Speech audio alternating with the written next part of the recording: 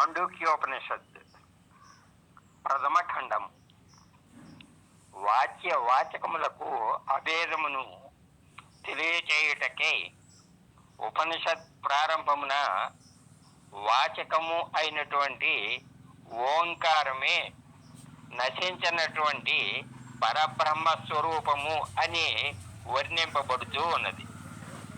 మంత్రము ఓం హరి ఓం. ఓమిత్యేతదక్షరమిదం సర్వం తస్యోపవ్యాఖ్యానం భూతం భవద్భవిష్యదితి సర్వం ఓంకార ఏవ. యస్యాన్యత్ర కాలాతీతం తదస్యోంకార ఏవ. భావం: ఓంకారం యొక్క స్వరూపమును ఆత్మను తెలుసుకొనుటకు లేక పొందుటకు ఉపాయము అగుట చేత ఈ ఉపనిషత్తునందు ఓంకారం యొక్క స్వరూపము తెలియజేయబడుతూ ఉన్నది. ఈ ఓంకారమే నాశరహితమైనటువంటి పరబ్రహ్మ స్వరూపము. వాక్కు చేప చెప్పదగినది. చేతన సమస్త ప్రపంచమును ఓంకార రూప పరబ్రహ్మం యొక్క సంపూర్ణ స్వరూపముగా స్పష్టముగా తెలియజేయబడుతూ ఉన్నది. భూత భవిష్యత్ వర్తమానములకు ఈ మూడు కాలములకు విడదీయబడరాని సమస్త ప్రపంచమును ఓంకారమే. ఈ కాలత్రయమునకు అతీతమైన కాల పరిచ్ఛేద్యము కానటువంటి ఆ అవ్యాకృతాధికము సర్వము కూడా ఓంకారముగానే ఉన్నది. దీపిక: అవతి బ్రహ్మ బుద్ధ్యా దృష్టః ద్రష్టోనితి ఓం.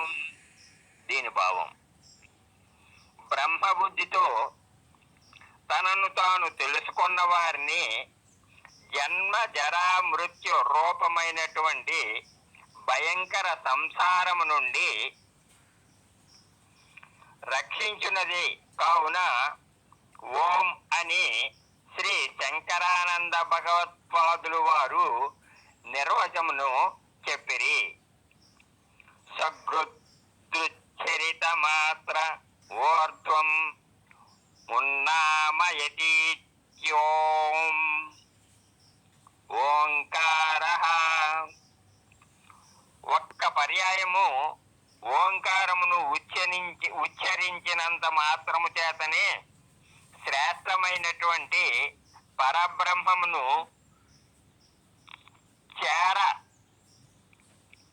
దీయును కావున ఓంకారము అనబడును. ఇది ఓంకారము యొక్క అర్థము. ఇంకా ప్రాణాన్ సర్వాన్ పరమాత్మని ప్రణామయతీతి ప్రణవః. చతుర్థావస్థిత ఇతి సర్వదేవ వేద యోని సర్వవాక్య వస్తు ప్రణవాత్మకం.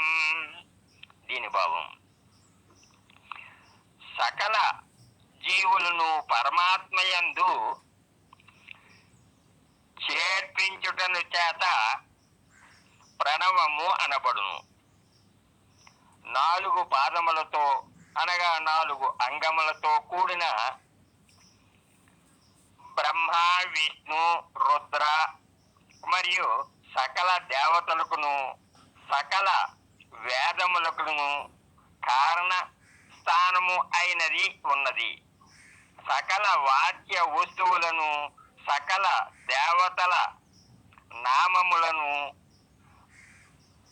ప్రణవాత్మగానే చెప్పబడుతున్నది. ఈ నశించనటువంటి స్వరూపమును గురించి గీత 18వ అధ్యాయంలో ఈ విధంగా చెప్పబడింది. అక్షరం బ్రహ్మ పరమం స్వభావోద్యాత్మముచ్యతే. బ్రహ్మము అన్నిటికంటే ఉత్కృష్టమైనది, అక్షర స్వరూపము అనియు, జీవ సౌజ్ఞ గల ప్రత్యేగాత్మ స్వరూపము అదే అనియు, ఆధ్యాత్మము అనియు చెప్పబడుచూ ఉన్నది.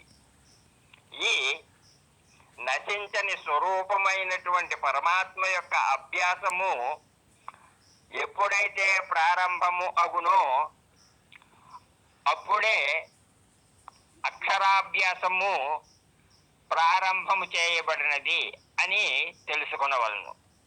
అంతవరకు ఎన్ని అక్షరములను, ఎన్ని భాషలను, శాస్త్రములను అభ్యసించిన వాడు అయినను అక్షరాభ్యాసము చేయని వాడే అగును.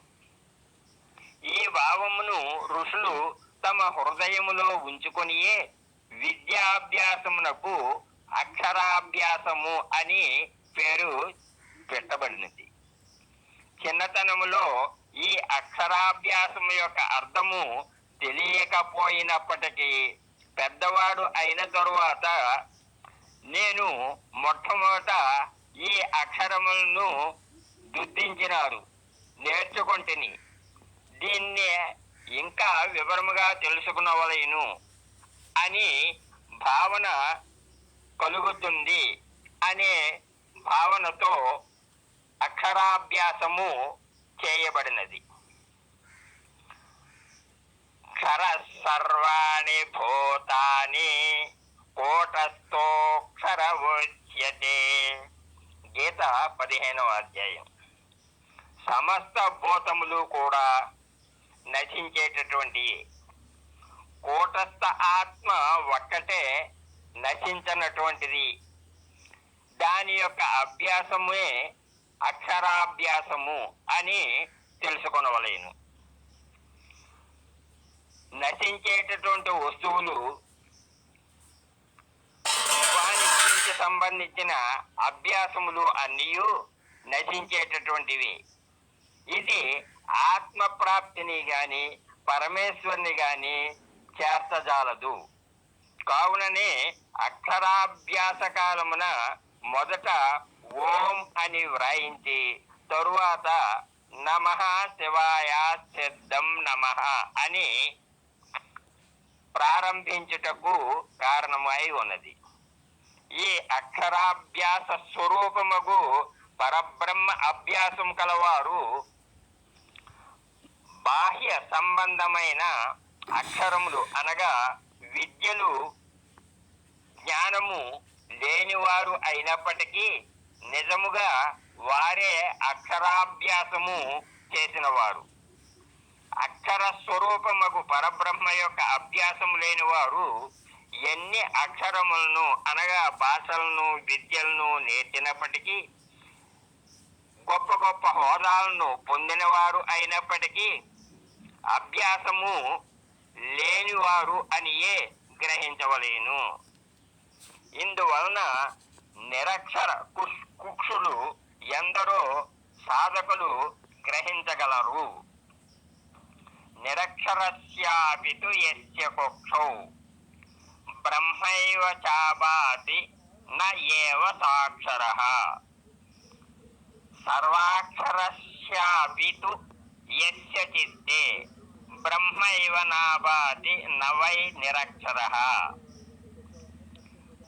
విశ్వమునందలి విద్యలు అనగా జ్ఞానములు తెలియని వాడు అయినప్పటికీ ఎవరి హృదయమునందు నశించని స్వరూపము అయినటువంటి బ్రహ్మభావము ప్రకాశించుచుండునో అతడే అక్షరాభ్యాసము కలవాడు.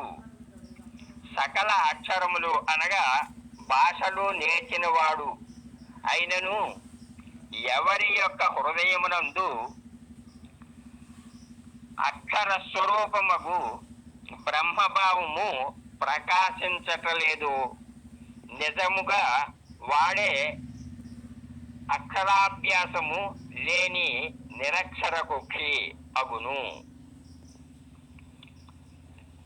అని ఈ ప్రథమ మంత్రము తెలియజేయుచున్నది. ఓం తత్సత్. ఓం.